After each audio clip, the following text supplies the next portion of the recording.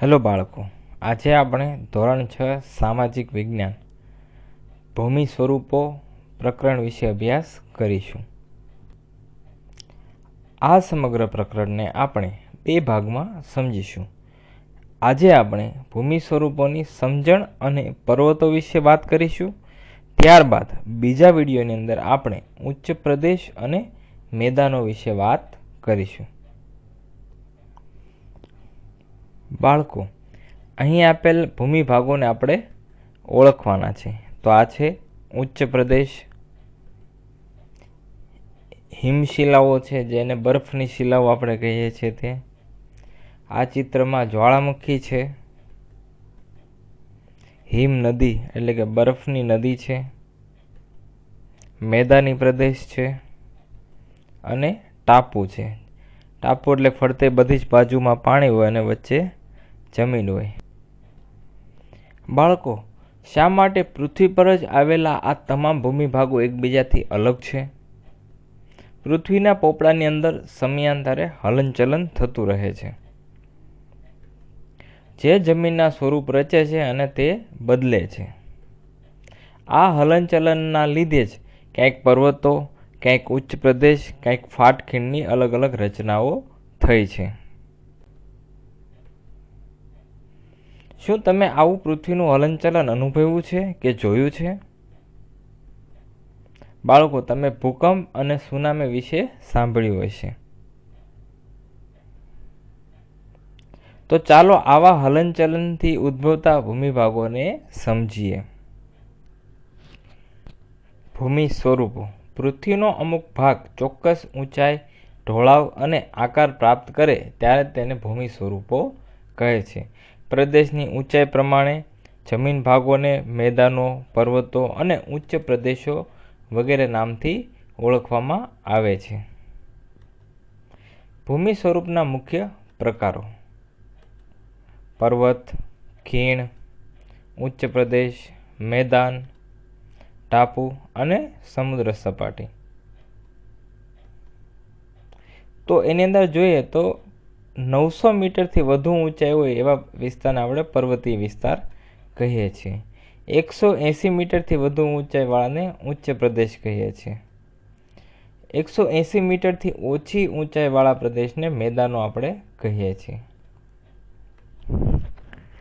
આપણી સદા બદલાતી પૃથ્વી સિવાય નીચેના કુદરતી પરિબળોના લીધે કાપના મેદાનો, કોતરો અને ખીણોની રચના થાય છે.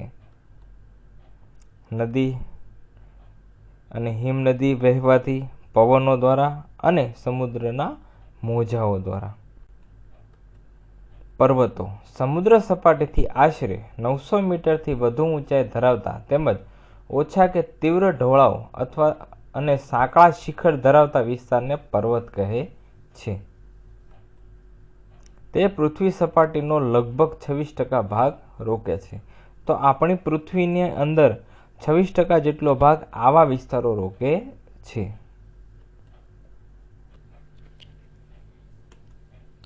પૃથ્વીના પેટાળમાં ભૂકંપ, જ્વાળામુખી જેવા કુદરતી ભૌતિક બળોની ક્રિયા પ્રતિક્રિયા અને આંતરક્રિયાથી પર્વત બને છે.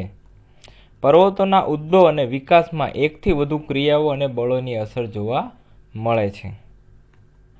તેથી પર્વતો તેના વિવિધ પાસાઓના સંદર્ભમાં એકબીજાથી અલગ હોય છે. પર્વતોનું આપણે વર્ગીકરણ જોઈએ તો નિર્માણના આધારે પર્વતોનું વર્ગીકરણ આ મુજબ કરી શકાય. તો પર્વતોના વર્ગીકરણમાં ગેડ પર્વત આવશે, ખંડ પર્વત, જ્વાળામુખી દ્વારા પર્વત અને અવશિષ્ટ પર્વત. તો કાપના નિષ્પેષણ અને દબાણથી તેની રચના થતી હોય છે અને ગેડ પર્વત કહેવાતા હોય.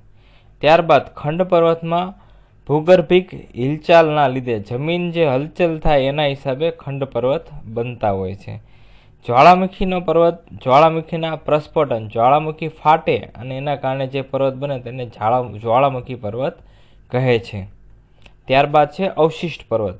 તો ઘસારણની પ્રક્રિયાના લીધે કે સતત પવન, પાણીના મોજા, એની જે ઘસારણની પ્રક્રિયાથી જે પર્વત બને તેને અવશિષ્ટ પર્વત કહે છે. તો પર્વતના મુખ્ય 4 પ્રકાર છે બાળકો, આપણે યાદ રાખીશું. તેમાં આપણે વાત કરીએ ગેડ પર્વતની. મોટાભાગે સમુદ્ર તળિયાના પ્રદેશો કે જલાશયોમાં તળિયે એકત્ર થયેલ નિક્ષેપમાં બંને બાજુથી દબાણ આવતા કરસલી કે ગેડ પડે તેને ગેડ પર્વત કહે છે. ઉદાહરણ તરીકે હિમાલય, આલ્પ્સ, રોકીઝ, એન્ડીઝ આ બધા ગેડ પર્વતના ઉદાહરણો છે. તેના ઉધ્વ વળાંકને શિખર તરીકે અને અધો વળાંકને ખીણ કે તળેટી તરીકે ઓળખીએ છીએ. જે ઉપસેલો ભાગ છે એને ઉધ્વ વળાંકને આપણે શિખર કહીએ છીએ અને જે સપાટ જમીન છે તેને ખીણ અથવા તો તળેટી તરીકે ઓળખીએ છીએ. અહીં આપણને ગેડ પર્વતના અમુક ઉદાહરણો આપેલા છે, જેમાં અમેરિકાની અંદર રોકીઝ પર્વત છે, એન્ડીઝ જે દક્ષિણ અમેરિકામાં આવેલો છે, આલ્પાસ પર્વત જે યુરોપમાં આવેલો છે અને હિમાલય જે આપણો ભારતની અંદર એશિયા ખંડમાં આવેલો છે. તો આ બધા પર્વતો ગેડ પર્વતના ઉદાહરણો છે. ત્યારબાદ આપણે જોઈએ ખંડ પર્વત. ભૂગર્ભિક બળોના લીધે બે ભૂમિ સ્તરો પર ખેંચાણ બળ લાગે છે ત્યારે તેમાં તિરાડ કે ફાટ પડે છે. બે ભૂમિના ભાગો એકબીજા સાથે ઘસાય એના કારણે જે તિરાડ કે ફાટ પડે છે. આમ આજુબાજુના ભાગ બેસી જાય અને વચ્ચેનો ભાગ સ્થિર રહે તો તે ખંડ પર્વત અને નીચે બેસી જતા ભાગમાં ફાટ ખીણની રચના થાય છે. આપણે ચિત્રમાં જોઈ શકીએ છીએ. ઉદાહરણ તરીકે જર્મનીનો હોસ્ટ પર્વત, નીલગિરી, સાપુતારા અને વિંધ્યાચલ પર્વત આ બધા જ પર્વતો ખંડ પર્વતના ઉદાહરણો છે. જર્મનીનો હોસ્ટ પર્વત ખંડ પર્વતનું શ્રેષ્ઠ ઉદાહરણ હોવાથી આવા પર્વતોને હોસ્ટ પર્વત પણ કહે છે. ત્યારબાદ સાતપુડા જે ભારતની અંદર આવેલું છે, વિંધ્યાચલ અને નીલગિરી આ ત્રણે પર્વતો ખંડ પર્વતના ઉદાહરણ છે.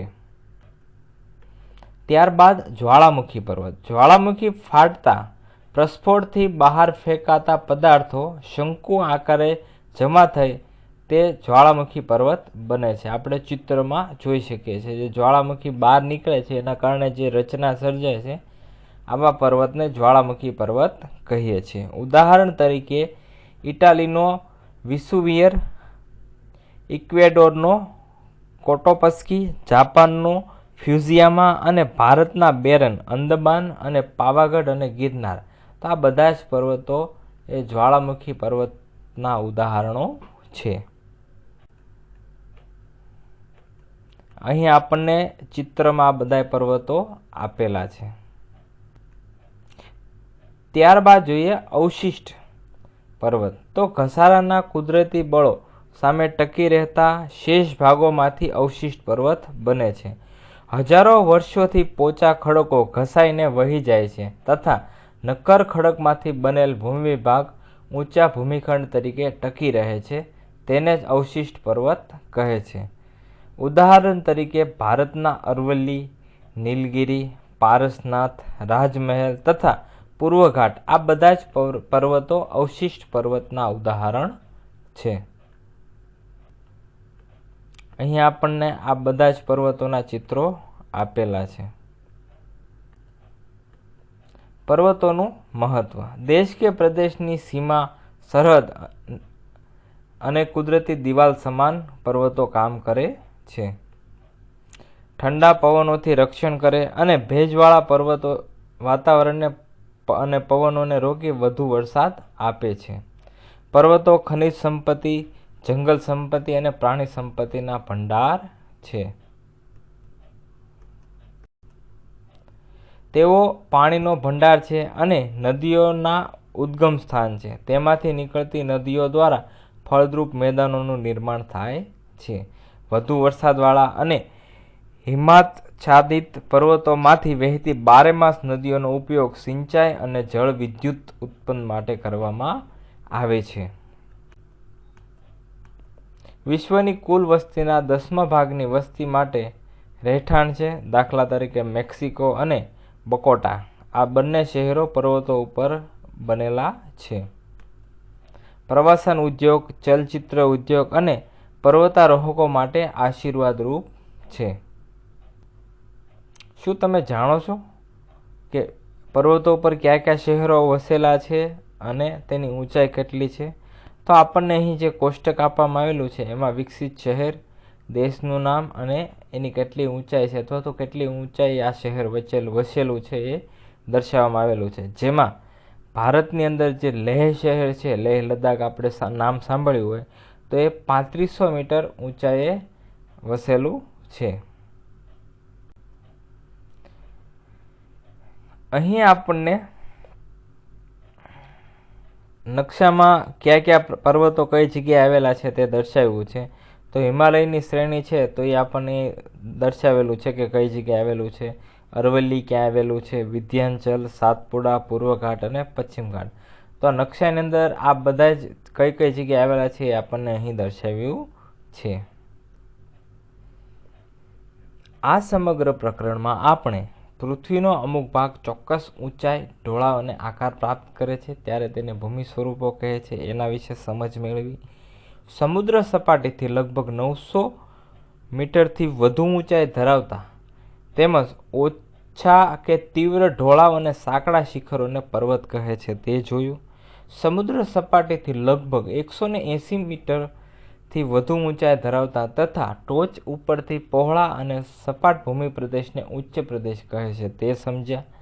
પૃથ્વી સપાટીથી લગભગ 180 મીટરથી વધુ ઓછી ઊંચાઈ કે આવેલા નિર્માણના આધારે પર્વતોના 4 વિભાગ પાડેલા છે: ગેડ પર્વત, ખંડ પર્વત, જ્વાળામુખી પર્વત અને અવશિષ્ટ પર્વત.